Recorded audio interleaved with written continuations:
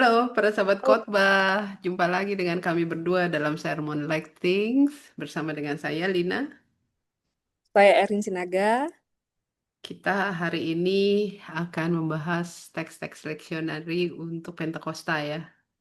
Iya, Minggu Kak, ini betul. eh, kita akan merayakan Pentakosta. Nah, tentu saja pasti teks-teksnya mengarah kepada eh, Roh Kudus. Roh Apa Kudus. saja nih Ren teksnya?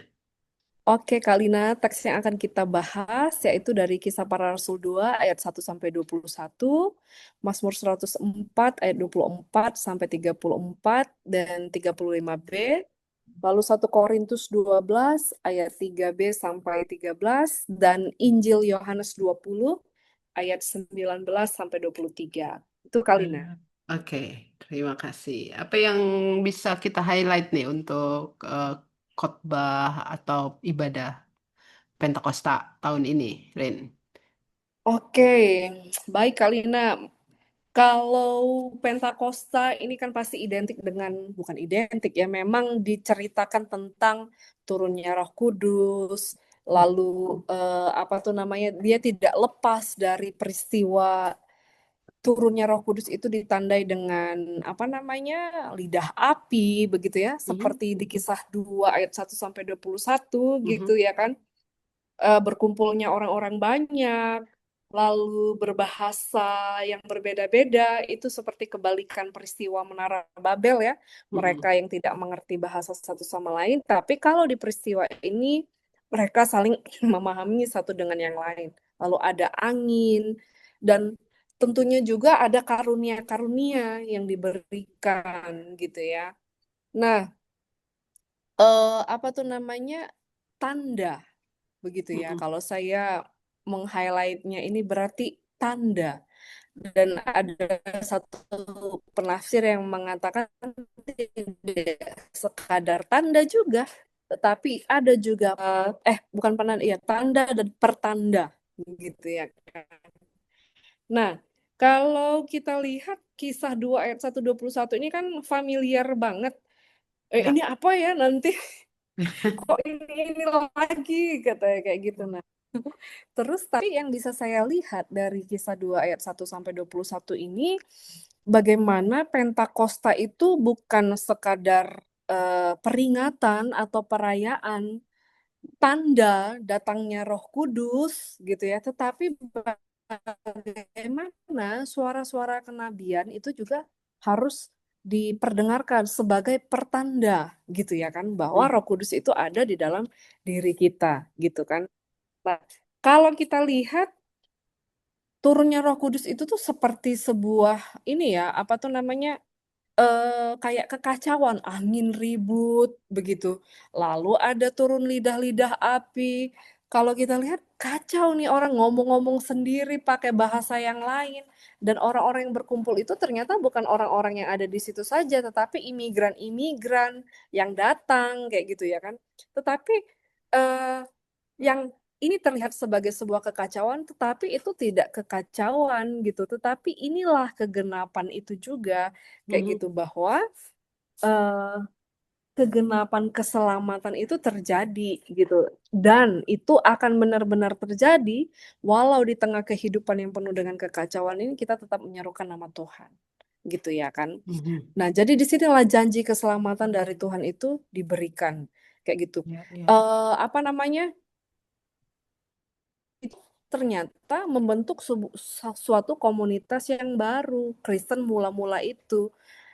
Bagaimana Mhm, mereka bersama-sama nantinya kan kalau kita lihat perkembangan jemaat mula-mula itu berkumpul bersama, membagi-bagikan apa yang ada pada mereka, dan itu juga yang pernah kita bahas sebelum-sebelumnya, kayak gitu kan. ya. Nah, kalau saya lihat dari Injil Yohanes, kaitannya dengan Pentakosta, ini kan peristiwa kebangkitan ya Kak ya, Mhm, ceritanya ya. ya. Yesus yang berjumpa dengan murid di ruang terkunci gitu kan. Nanti mungkin Kak Lina bisa apa tuh namanya, menambahkan dari sisi trauma ya. Kalau Mhm, saya lihat bacaan ini kan, bagaimana para murid yang berkumpul di ruangan yang terkunci kayak gitu ya kan, melambangkan, menyimbolkan ketakutan dan kesedihan guru mereka yang sudah pergi, lalu orang-orang yang mungkin saja mengintimidasi mereka gitu. Ini juga pernah kita bahas di minggu-minggu sebelumnya ya kan,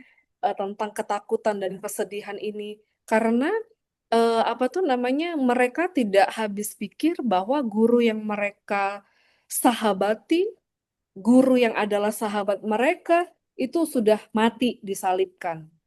Tujuan hidup mereka hancur, kehilangan, terus apa tuh namanya, kehilangan oleh eksekusi negara yang mengerikan. Mungkin saja Mhm. mereka jadi korban, jadi mereka mengunci.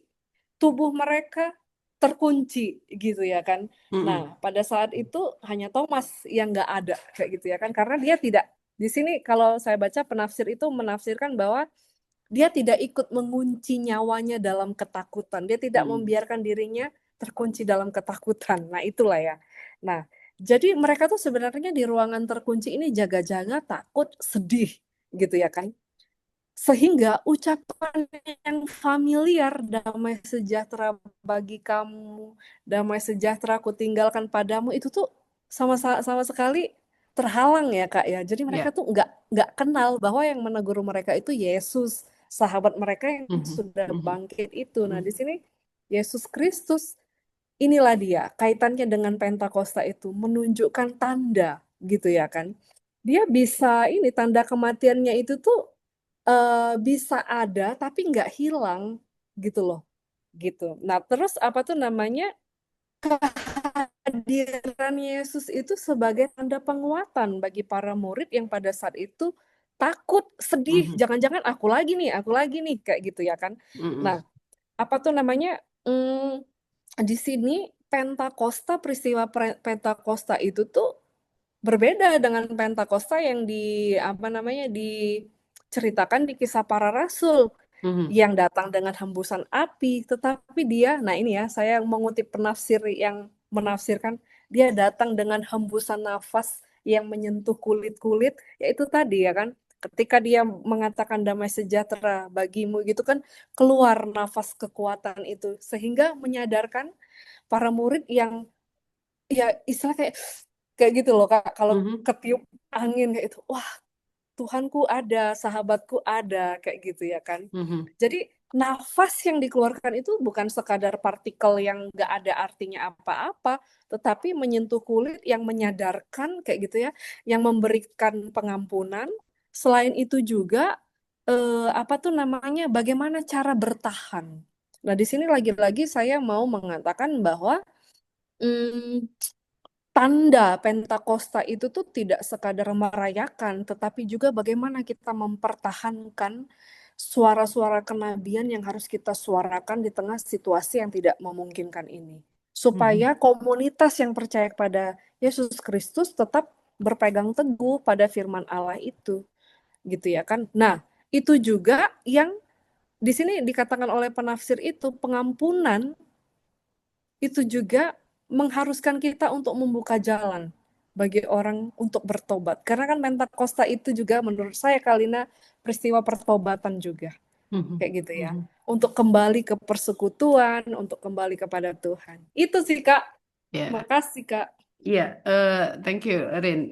Kamu membandingkan kan ya dari Kisah Para Rasul 2 dan juga Yohanes. Ya, Mm-mm. memang ini menarik sih buat saya bagaimana kehadiran Roh Kudus itu digambarkan ya.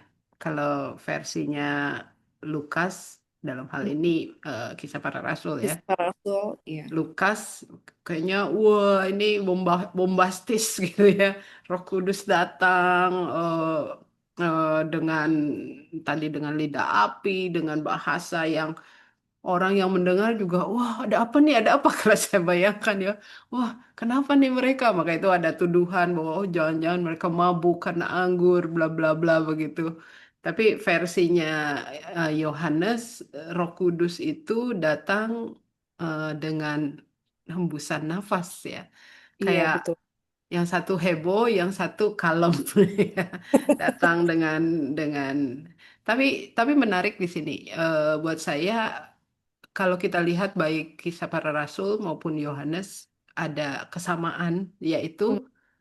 Roh Kudus ini datang atau diberikan itu pada saat para murid berada bersama, ya, Iya. berkumpul bersama dalam ruangan, ya.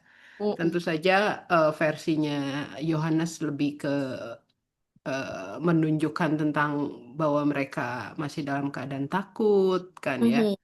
Mm-mm. takut dengan orang-orang atau masyarakat Yahudi, ya, seperti Iya, itu. Gambar kalau kita mau bilang trauma, gambar traumanya itu jelas di situ, gitu ya. betul. Di Ya. versinya Lukas, Kisah Para Rasul ini cuma disebut bahwa mereka berkumpul saja bersama. Tapi Mm. ini buat saya mau menunjukkan bahwa mereka memang masih berada dalam posisi yang belum ready begitu untuk keluar Iya, gitu ya, untuk benar. bersaksi dan sebagainya gitu. Nah, kehadiran Roh Kudus ini eh, yang menjadi sebenarnya kunci, ya, kunci bagaimana mereka akhirnya berani untuk keluar gitu. Nah, Mhm. kalau kita Mm-mm. mau lebih kita fokus ke Yohanes gitu ya.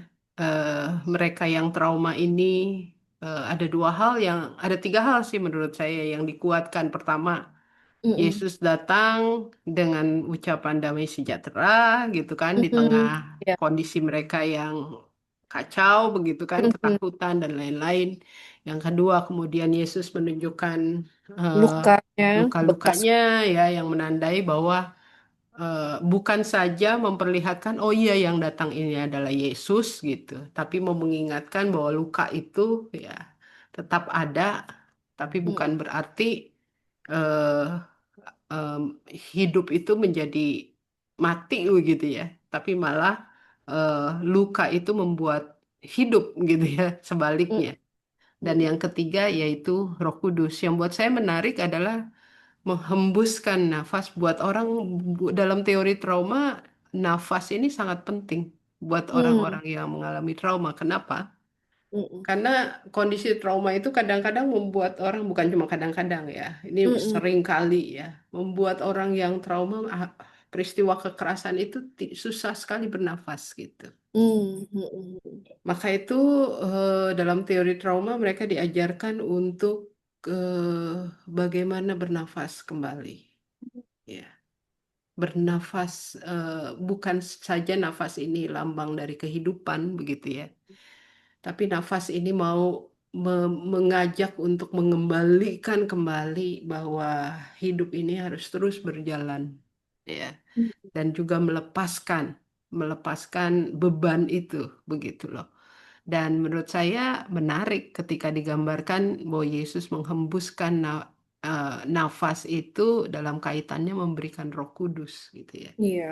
Inilah Mm. yang membuat perubahan itu terjadi ya. Mm. Eh, Kemudian ya yang tadi kamu jelaskan bahwa kemudian Yesus mengatakan dengan Roh Kudus ini ya kalau kamu berkata ampuni maka orang itu akan diampuni. Mm. Kalau kamu Mm. menahan Menahannya. untuk menahannya tidak Mm. mengampuni maka itu tidak terjadi. Jadi saya ketika membaca bagian ini memang agak membingungkan sih apa sih Iya, Kalina. maksudnya. Itu Pertama, maksudnya gimana? iya, pertama soal mengampuni itu kan itu malah urusan Tuhan ya. Maksudnya Iya, ya itu. betul. Yang kedua, kok dibilang yang menahan mengampuni ya orang itu nggak akan diampuni. Jadi, tapi Mm. buat saya ketika tadi ya mencoba merefleksikan dengan oh iya. Memang kalau kita lihat orang-orang yang mengalami ketidakadilan, kekerasan, Mm. dan lain-lain Mm. ya, hmm, memang s- kita nggak bisa bilang oh iya mereka harus Mm. mengampuni apa nggak juga, Mm. nggak juga segampang itu begitu kan ya, Mm. apalagi Nggak ketika segampang peristiwa itu. itu menjadi trauma buat mereka begitu.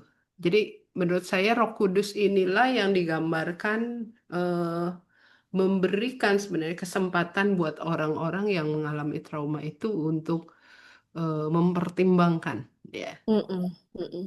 eh, apakah pengampunan itu bisa diberikan ya, karena sebenarnya kan pengampunan itu pertama-tama untuk kita gitu ya, Kita betul. yang memberikan pengampunan gitu, karena Mm-mm. ini akan melepaskan sebenarnya beban ya.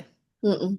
Tapi juga punya pilihan untuk tidak mengampuni ya. Bukan Iya, berarti di betul. sini oh ya kita oh ya udah nggak usah diampuni aja enggak. Tapi menurut Mm, saya disinilah sebenarnya proses itu terjadi gitu ya. ya, Ngomongin soal pengampunan, saya percaya kalau bukan pertolongan Roh Kudus Roh ya Kudus kita nggak bisa. kita nggak akan pernah bisa begitu. Jadi Betul. eh, ini sih kalau saya melihatnya seperti itu.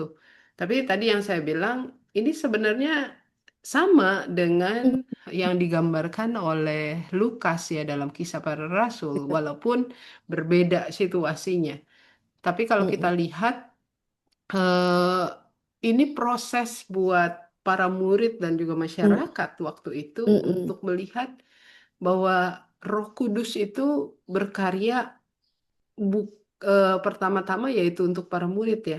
Mereka Iya, menjadi orang yang mengalami pembaruan iya. bukan saja karena mereka eh, bisa berbahasa, mereka juga Mm, saya dalam bayangan saya, mereka juga mm-mm. jangan-jangan kaget gitu. Ya, kok saya Iya. bisa ngomong bahasa apa nih gitu kan ya. Betul. Eh, tapi satu hal ini yang membuat Roh Kudus itu yang membuat mereka berani untuk keluar.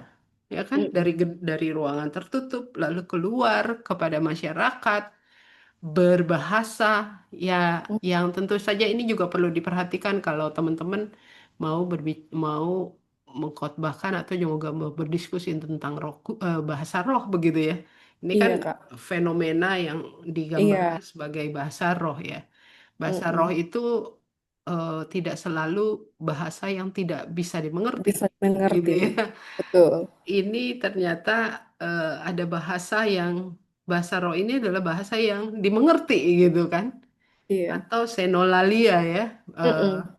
yang bahasa manusia yang memang Mm, tidak dipelajari terlebih dahulu gitu, tapi itu muncul ya.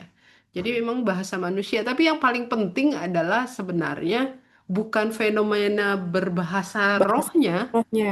Betul. tapi isi dari Dari bahasa roh bahasa roh itu. itu gitu loh. Iya, Yang benar. orang seringkali kalau ngomongin bahasa roh orang suka, oh ya saya bisa ini, jadi lupa bahwa sebenarnya Tuhan memberi karunia itu pun punya maksudnya. Ini dia. Kalau kita Iya. kemudian nanti mengkaitkan dari 1 Korintus 12 Korintus. begitu ya, Betul. bahwa Mm-mm. kan memang disebutkan karunia berbahasa roh itu. Mm-mm. Bahwa sebenarnya isinya kalau kita lihat ya, kisah para rasul kan yang mengatakan isinya adalah mereka jadi mengerti tentang siapa Iya. Kristus gitu kan. Kristus. Betul. Apalagi kemudian ini dikuatkan dengan khotbah Petrus kan. Betul Oh, kali, dia Mbak. yang bisa dibilang orang yang paling takut dari antara para murid sampai dia Tapi harus dia yang menyangka berkhotbah. gitu ya. Lalu kemudian setelah peristiwa Pentakosta dia berani untuk tampil berkhotbah di depan orang banyak dan kita lihat apa cerita berikutnya karena Mm-mm. khotbahnya dia 3.000 orang, tiga Mhm. ribu orang di apa namanya eh, menjadi pengikut Kristus gitu ya. Ini Rin yang kalau kita mau ngomongin soal bahasa roh begitu ya, orang suka lupa bahwa sebenarnya mm, setiap bahasa roh itu pasti berbicara tentang bagaimana Tuhan gitu ya, bukannya Iya, orangnya yang berkarunia itu begitu. iya. Jadi kadang-kadang orang-orang yang mengklaim dirinya bisa berkarunia bahasa roh gitu, memang Hmm, jatuh pada pada apa ya, yaitu kebanggaan diri gitu ya. Apalagi kan kemudian orang-orang yang tidak tahu dan tidak berbahasa roh itu jadi wah kayak seperti ini fenomena yang luar biasa begitu. betul Eh, kali. dan dan ini yang sebenarnya indikasi seperti ini Mm-mm. yang sebenarnya juga kalau kita lihat 1 Korintus 12 sudah ada ya. Karena itu Iya. kenapa Paulus menekankan betapa pentingnya persatuan gitu. Karena Mhm. ketika orang fokus pada fenomena-fenomena Roh Kudus yang supranatural seperti Oh, ini itu gitu ya, akhirnya terjadi perpecahan ya. Mm-mm. Dan ini yang disorot oleh Paulus ketika dia mendengar jemaat Korintus ini eh, terpecah-pecah ya. Mm-mm. Salah Betul. satunya oleh karunia-karunia Roh Kudus ya. Oleh karunia Roh Kudus. Karena itu kenapa Paulus mengatakan bahwa ada orang yang berkarunia untuk mengajar, berkata-kata dengan hikmat, Mm-mm. karunia beriman ya, karunia menyembuhkan, karunia berbahasa roh, karunia menafsirkan bahasa roh, dan sebagainya ya. Dia mau Mm-mm. mengatakan bahwa sebenarnya karunia apapun juga itu nggak ada yang lebih wah, nggak ada yang lebih Mm. rendah begitu ya, nggak ada yang tidak penting ya. Mm-mm. Semuanya penting sama pentingnya.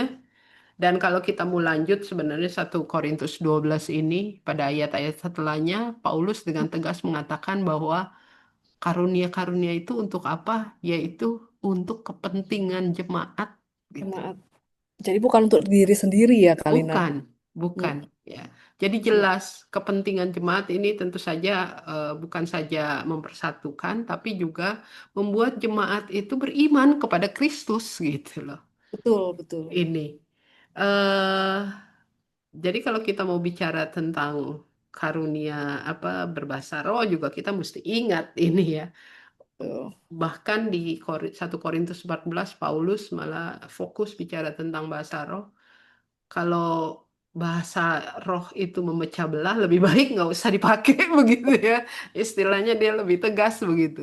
Eh, ini yang perlu perlu kita lihat gitu ya. Dan menurut saya, nah bagaimana dengan Mazmur gitu?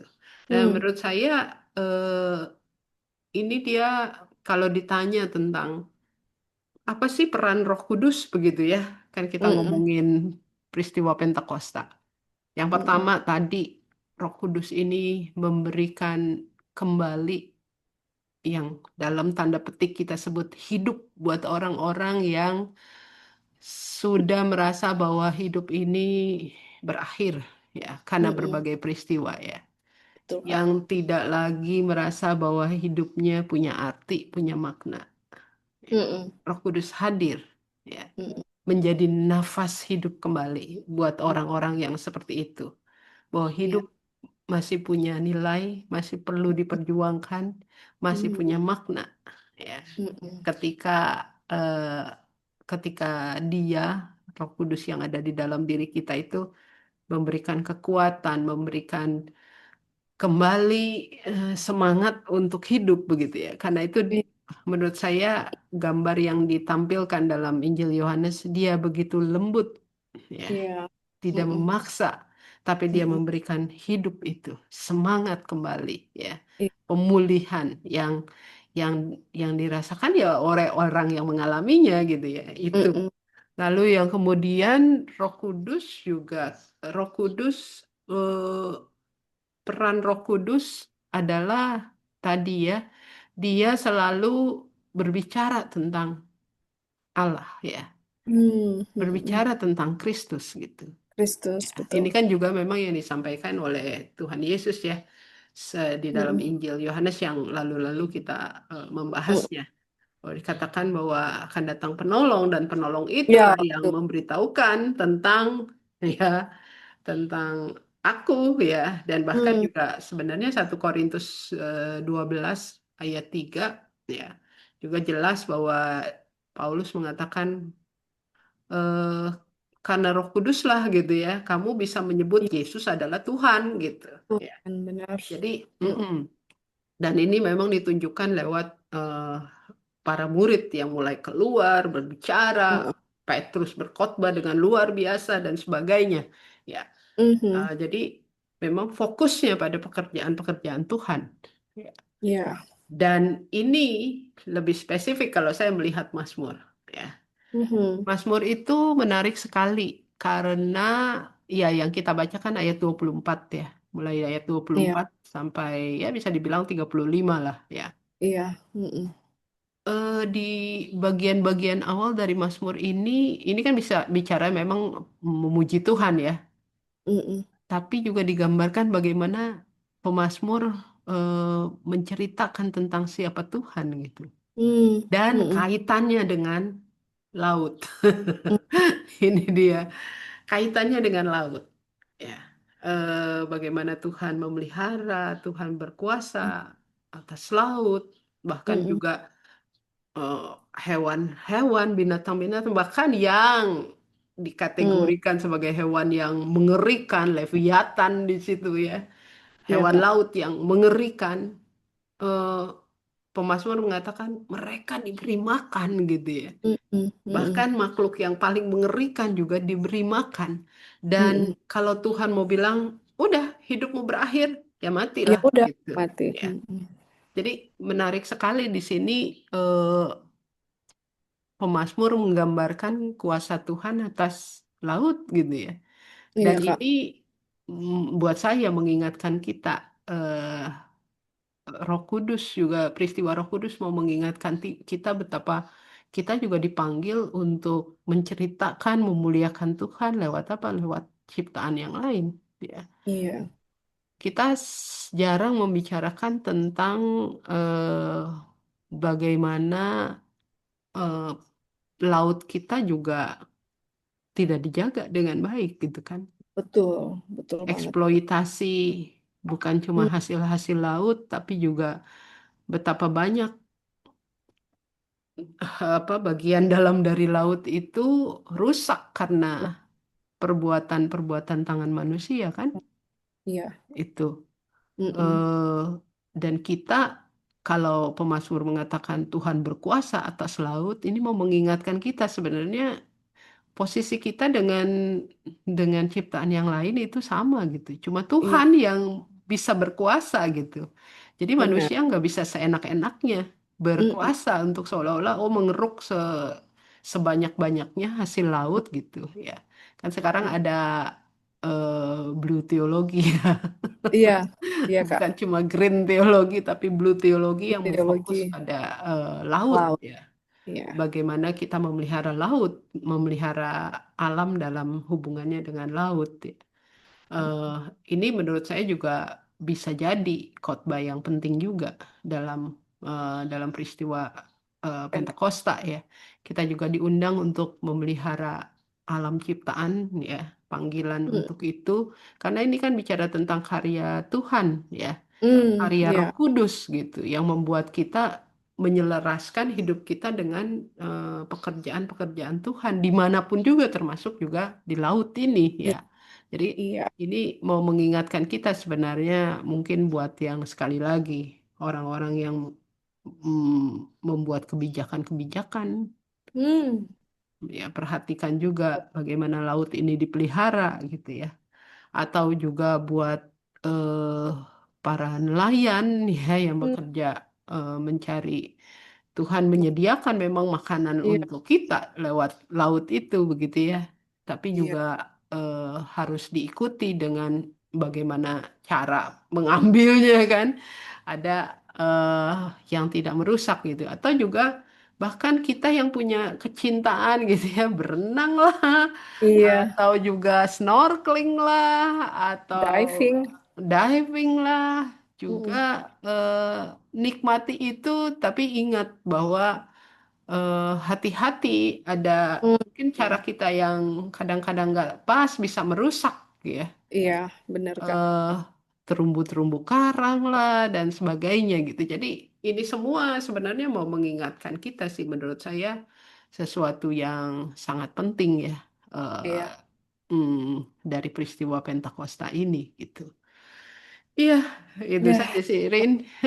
ya. Semoga ini Menarik ya, Kalina, iya benar menolong para ide-idenya. pengkhotbah, Iya. menolong teman-teman yang akan beribadah juga untuk diingatkan peristiwa Roh Kudus itu bukan hanya memberikan hidup ya kepada kita yang rasanya sudah putus asa, sudah Mm-mm. hopeless ya, tapi juga mengingatkan kita untuk ikut terlibat di dalam karya karya Sesat.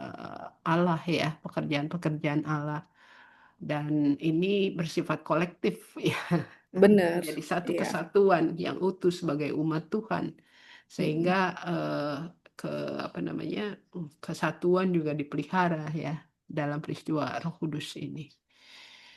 Oke, Oke. selamat hari Pentakosta bersiap-siap. buat Iya. para sahabat. Ya, Heeh. semoga para sahabat mendapatkan ide-ide khotbah atau juga persiapan untuk ibadah. Oke, Oke. sampai jumpa minggu depan. Bye-bye. Tuhan berkati.